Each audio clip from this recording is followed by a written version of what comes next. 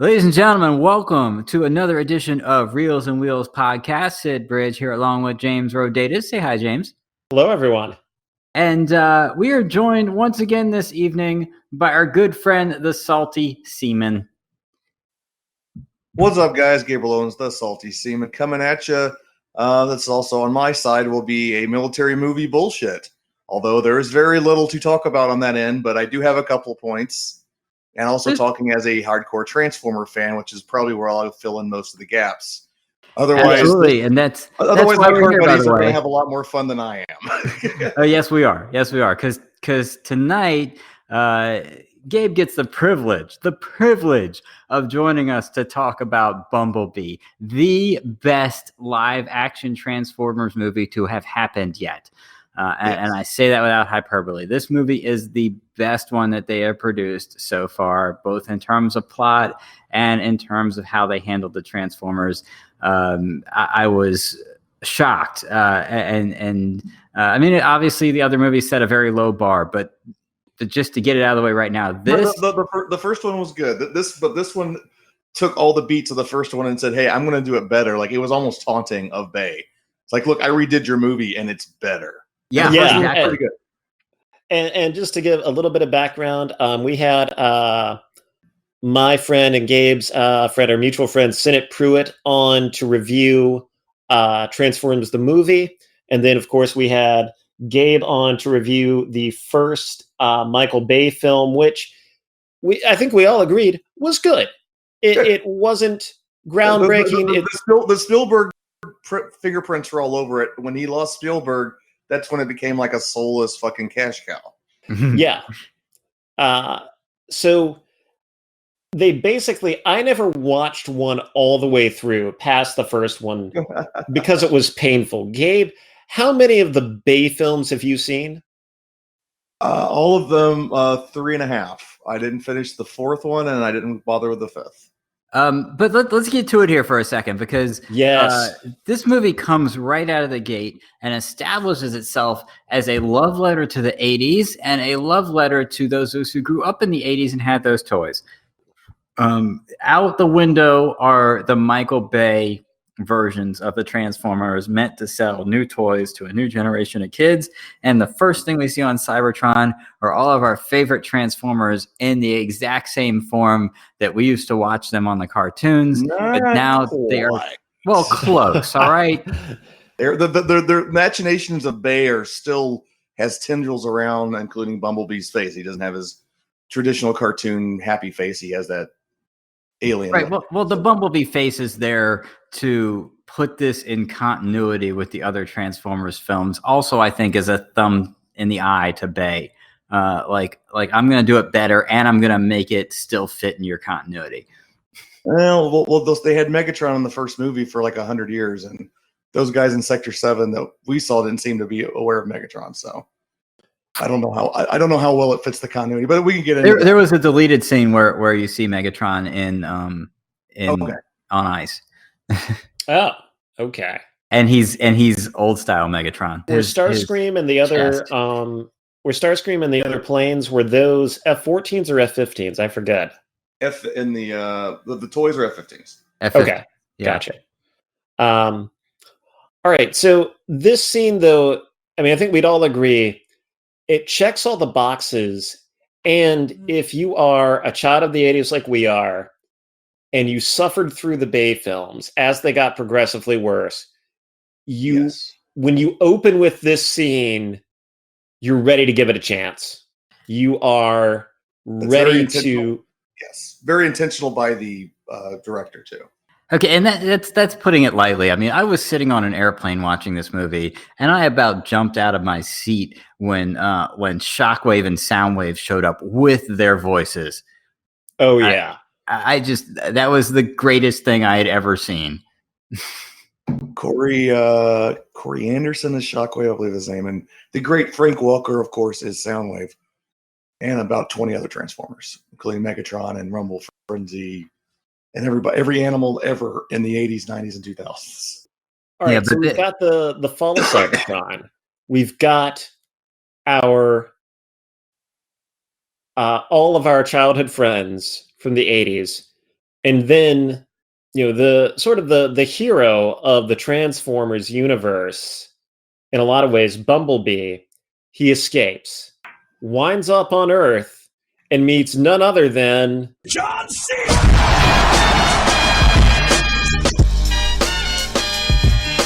The first thing he does is kind of a tribute to G1's Hound. He scans a Jeep, and it's a Willys Jeep, and he transforms into it briefly. And so we get Bumblebee kind of the color. The Swindle's colors, though, is a Combaticon. It also turned into a similar style Jeep. Yeah. So there's so I think my thought of it when I first saw Bumblebee do it was like that's a tribute to Hound. Like that was what that was. But it was because it was specifically that Jeep, which was like it was kind of it would have been an old Jeep at the time. Yeah, he was like a 50s open bay Jeep. I can tell you exactly because it was a Willys Jeep. It was an MB. We don't have a year on it necessarily because it's hard to put a year on something like that. You can look it up on the Transformers wiki. They usually, because the original toys were all, the car made were all based on real cars. So it's... Yeah, the problem with the Willys Jeep is they really didn't change much from World War II until whenever they stopped making them. But it's definitely a Willys Jeep, and yeah, that's I completely forgot about Hound, but you're right, Sid. That's exactly I think who we're paying tribute to. Yeah, I mean it's Hound's Jeep model and it's Swindle's colors, which is I don't even know if that was intentional, but that's the first thing I thought of. Might have been. You're right. The body model was Hound. Yeah, I mean that Willys Jeep went into service in 1944 and probably remained there for up into the 60s. So still saw him in Vietnam, yeah. So all right, so he has this, he gets involved in this skirmish with with these Decepticons on Earth, and John Cena's there because of course he is. Although you know what, credit to where credit is due, John Cena, pretty good. And he, I enjoyed him in this. Much better than blanking on his name, the previous Sector 7 guy. All right, not to dive too far into the sappy part here, but once Bumblebee is kind of out of the picture for a little bit, this movie actually shifts gears and becomes a pretty good story about a young girl who is dealing with the loss of her father and a family situation that's not very nice to her, and it does actually an amazing job skirting the line between making it kind of a silly joke and making it a serious issue of how you deal with loss and change in a family situation for somebody growing up in the 80s, and it's actually handled really well in a lot of cases. I mean, there's some places where it gets silly, but as a standalone movie, if you took the Transformers out of this thing, it's still a good story. Yeah, absolutely. To put it succinctly, this movie had heart. And the characters were believable and relatable, and the world that they created of 1980s California, that was so lovingly 80s without being an 80s movie, if you know what I mean. Like, I disagree slightly, but I'll wait. Go ahead. Well, no, it was a charming love letter to the 80s. Without being too cliche. I'll put it this way, guys. I had to fly to Vegas and back last week, and so I had plenty of time to watch movies on the plane. I watched this. I watched Captain Marvel. Captain Marvel was a pile of garbage as far as lip service to the 1990s goes. It was just like, hey, here's a Nine Inch Nails shirt. Hey, here's a computer that has to load stuff. It was just parading Here's a blockbuster that organizes movies in the most wrong and awful way possible. Exactly. And that's really how the 80s was. It was way more. I mean, yes, there were moments like, hey, we're watching Alf. But still. You're watching Alf while Mr. T cereal's still on the shelf. That was about 4 years apart. Yeah, well, but a nerd like me is going that always annoyed me. But I mean, every movie does that. There was a bit of that wedding singer kind of, hey, here's 80s stuff, But overall, it was really enjoyable. You know, I was a kid. I was a kid in the '80s, so a lot of it I recognize, of course. Yeah, absolutely. So there was a backdrop of that, and what I loved as an owner of a 1968 Cutlass that I'm currently having to daily drive because my charger is not running. Is that this family was depending on a 72 Vista Cruiser. Oh my gosh.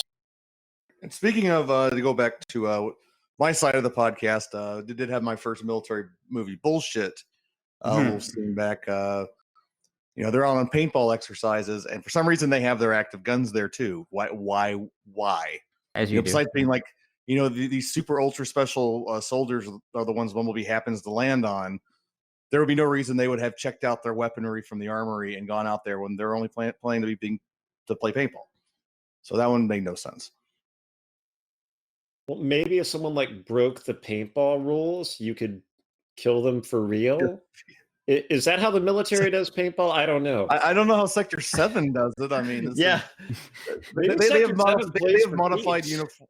Yeah, they have modified uniforms, which is fine. So I'm not going to comment on the uniforms and stuff. That's well, look, John Cena has a live weapon on him at all times to ensure that he always gets a kick out at 2. That's for the wrestling fans, by the way. Yeah. Wait, is John Cena a wrestler? Oh, wow, James. Yes. Is John Cena? Sorry, I just wanted to say that to 2 wrestling fans on the podcast. Yeah. I mean, so I was just like, wow, how could you not know that? That is like not knowing Hulk Hogan like wrestles. I know John Cena's a wrestler because I followed the story of him trying to buy the new Ford GT. Well, let's take a quick second, guys, to talk about our Decepticon antagonists in this movie that make some really interesting choices. Dropkick and Shatter, which I don't think they mentioned in the movie. Right. And it's so we get this. The first plane is Blitzwing, by the way. Yes. When the Bumblebee first encounters. Which is notable because Blitzwing is one of those transformers that transforms into 3 things. Triple changer, yes. Yes. So yeah, we get this nice little introductory scene where this obnoxious redneck has bought himself a 72 Roadrunner instead of whatever he was supposed to get for his girl. And one of the things I got to give credit to this movie for this scene is it does not shy away from people getting straight up killed. Yeah. Dropkick has a microwave gun, and he's basically boiling people alive in about a half second. And then laughing and saying, "I like the way they pop." Like that was. Yeah, but it was so because he turned him into basically a clear liquid, so it's like it's not really gory. Like you can it's PG-13 gore basically. Did you let your son watch this, Gabe? No, I told him we'll watch it later. I said I really liked it, and I wouldn't have a problem with it. I mean, just like in 1986. I'm not sure if I should have let my 4-year-old watch it, but I did, and he enjoyed it, so here we are. Just like in 1986's Transformers, the movie, honestly, the deaths of the Transformers were more disturbing than the deaths of the people. Yeah, that's fair. Yeah, seeing that what they did to Cliffjumper was actually a little bit like watching Wrong Turn 2 or something like that. Yeah, he's getting a reputation of dying a lot. He died in the Transformer cartoon series, one of the more well received of the last few years, Transformers Prime. You know, and by the way, speaking of wrestlers, Dwayne "The Rock" Johnson played Cliffjumper, but he was only in one episode because him and RC were out patrolling, and he got himself killed. Yeah, so Cliffjumper is kind of like the Sean Bean of Transformers. No, Optimus Prime. He gets killed way more than Cliffjumper. Let's not get ahead of ourselves. Okay, fair enough. So what? Maybe the young John Hurt of Transformers? I don't know. I don't know, but this Roadrunner, by the way, is like Mad Max level modified. Yeah, like that was the only thing that it makes a good villain car. But I'm not sure it makes like a car that you would have seen in the early 80s. Agree, and I think what we had here was a toy. I think that we had something that wasn't supposed to look too much like its source material. But Right. Gabe, because I want to make sure that this fits the whole military bullshit podcast mantra here. We favorite John Cena moment ever though, where the Decepticons decide to use our military for their own personal gain, like nobody's ever done that before, and they rather easily talk them into cooperating, and it's John Cena who stands up and says they literally called themselves Decepticons. Yeah, there's a canon explanation why they're called Decepticons, by the way. I could go on and on, because they broke out the yoke of the Functionalist Council and were telling people, you are being deceived. This is not the way. And when Megatron started his revolution, he said, you are being deceived. We are the Decepticons. So yeah, it was just a cool moment, because this was the first time in the movie canon that anybody stood up and said, just listen to the name. they're not trustworthy. Like John Bad Guy or something. Mm-hmm. So, give me the quick backstory then. In the wider Transformers universe on Blitzwing and Shatter, is there a reason the two of them would be working together in this film? You mean Dropkick and Shatter? Dropkick and Shatter. My mistake. Blitzwing got killed at the beginning. No, they're then, for this movie's sake, they are a team of probably hunters, Megatron's, strikers, assassins. So and where do they feature? Like, were they prominent in the cartoons? No, they've been background characters before, like in the movies and other stuff. But yeah, they've never been prominent characters really before. Wow, so this was the breakout role then for Shatter and Dropkick. Cool. I think this is Shatter's debut, actually. Oh, well, I thought she was great. Yes, she was a great villain. Voiced by I think the whole thing less. about I can see the military getting so greedy with wanting that alien tech that they were willing to let them in, and Mm-hmm. Well, when it's enough as you watch it that you have to wonder, did it really happen? Because it appears that Decepticons invented the internet. And Al Gore was nowhere to be found. That's a slightly more plausible story than Al Gore developing it. Yeah. It was Decepticons. I find that reasonable. But who knows? These guys have horrible security. Jumping ahead middle of it for a second, but let me know. How did I must have turned away for a second. How the fuck did they get in the building when they were torturing Bumblebee? Like, regardless of how they did it, like the fact that I missed it by like looking away from my TV for a little bit tells me that it was their security was pretty friggin' bad. Yeah, I feel like military security in this thing definitely flips back and forth between good and bad depending on the plot. And look, if you want to flip even further, John Cena somehow decides to run ahead all by himself and intervene in the final fight before any of his backup has any chance of getting there at any time. I'm not sure. It's okay. He's invincible. Bumblebee killed him. Bumblebee straight punches the motherfucker. And John Cena's dead. I'm sorry, guys. He didn't get up from that. Well, that's a Michael Bay tradition that these Transformers interact with humans. It's the original cartoon tradition. It's called the Witwicky durability principle. Because you watch the original cartoons, Spike and Sparkplug get thrown around a lot and just get right back up.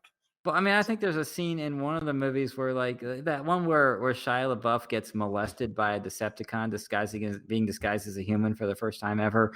Right. And I believe she like sticks some kind of tendril in one part of his face and it comes out the other, and he's just fine. I think so. That's the second movie, I believe. Yeah.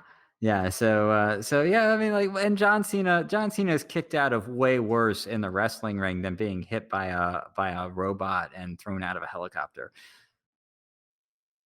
Yeah, and the teenagers as well take some bumps that are pretty. Yeah, but I just don't know if you actually would have one of your senior officers commandeer a helicopter and fly out ahead of the whole rest of his what is it, a He had some platoon? great cross training there. Like, I mean, it looked like he was like an officer, an infantry specialty, or a special forces officer, ground forces. But somehow he knows how to fly a helicopter too. So hey, seems to happen a lot in movies.